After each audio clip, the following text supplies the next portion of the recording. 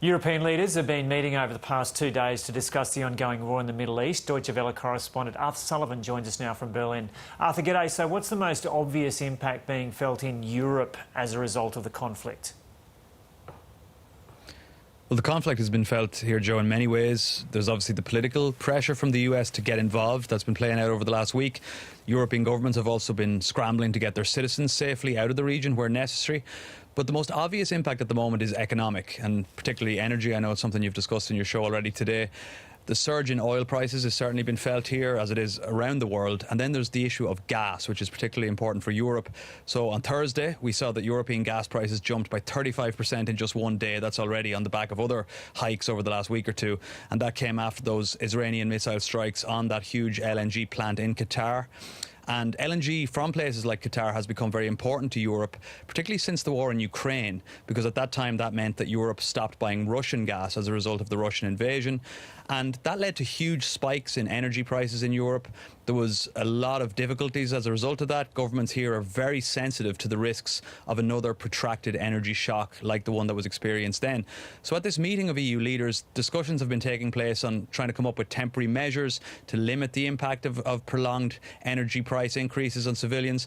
And then another issue that came up at the meeting over the last 2 days, there's been some emergency contingency planning on possible flows of migrants to Europe stemming from the crisis. And again, this is connected to previous experiences. So European leaders are quite clear that because of the political turmoil that has been caused as a result of the refugee crisis of 2015, when huge numbers of refugees came to Europe during the war in Syria, they're looking already to avoid a possible similar scenario if that would unfold. And President Trump has been pressuring European NATO allies to get involved in the conflict in some form. A couple of days ago, there was some pretty blunt no's from a couple of leaders, particularly Germany. What's the latest on that front? Yeah, well, what we heard from European leaders speaking when they were arriving at this meeting yesterday, it's quite clear that there's still very little appetite to join this conflict. And we did hear some quite pointed criticism from some of the EU's smaller countries, so Austria, Belgium, Slovenia, their leaders talking about not wanting this war, having not been consulted.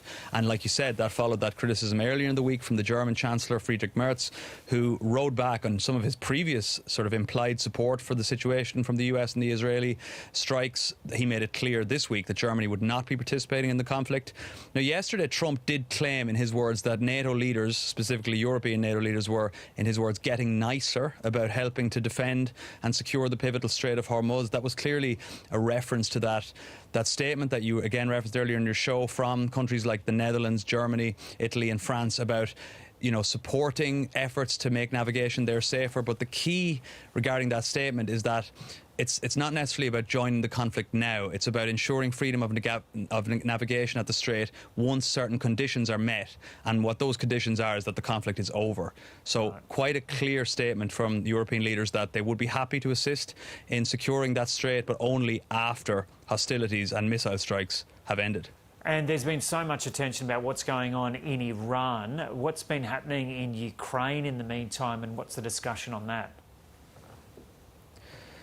Yeah, well, actually, it was Ukraine that did form sort of the major portion of the discussions at this meeting. And it was specifically the issue of a €90 billion loan that the EU has pledged to Ukraine as it continues to fight off the Russian invasion, now over 4 years long. And what's interesting about this meeting is that the loan was not agreed at the meeting over the last 2 days, and that's due to resistance from Hungary specifically and also Slovakia.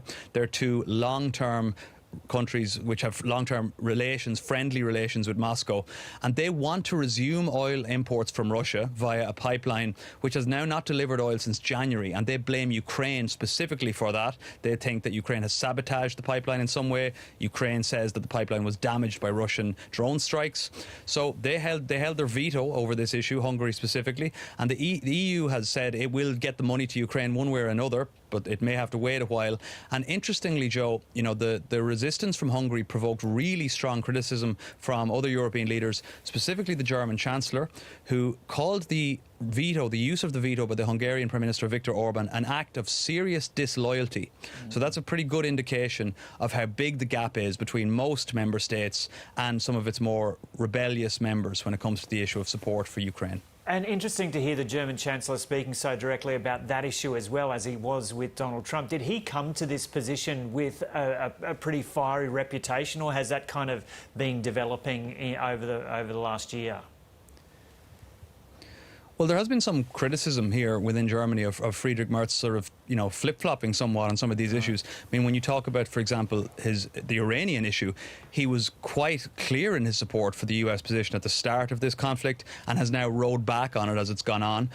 And in terms of Hungary, I mean, Friedrich Merz has been quite consistent defender of the EU position with regards to Ukraine, a very strong and vocal supporter of Ukraine. Right. And there's nothing new about German leaders or indeed other EU leaders being quite clear in their problems with Viktor Orban and Hungary. For many years now, Hungary has been the rebellious EU member, often using its veto when it comes to different issues. But one of the interesting things, Joe, I would say about Friedrich Merz, there has been a perception in Germany, certainly, that he's a lot less popular within Germany than he is perceived to be abroad. So he has, when it comes to, issues of foreign affairs, he has been quite vocal when it comes to certain points. He's been quite prominent, certainly in his meetings with Trump and so on. Yeah. But when it comes to how he's viewed domestically, many people, in fact, many voters here, would say that there's a big disconnect between that perception abroad and indeed how he's viewed at the moment at home, where his approval ratings are quite low. OK, Arthur Sullivan there in Berlin. The federal government is considering taxing Australia's gas giants currently profiting from the war in the Middle East. At the same time, the foreign minister is working to shore up fuel imports from key trading partners amid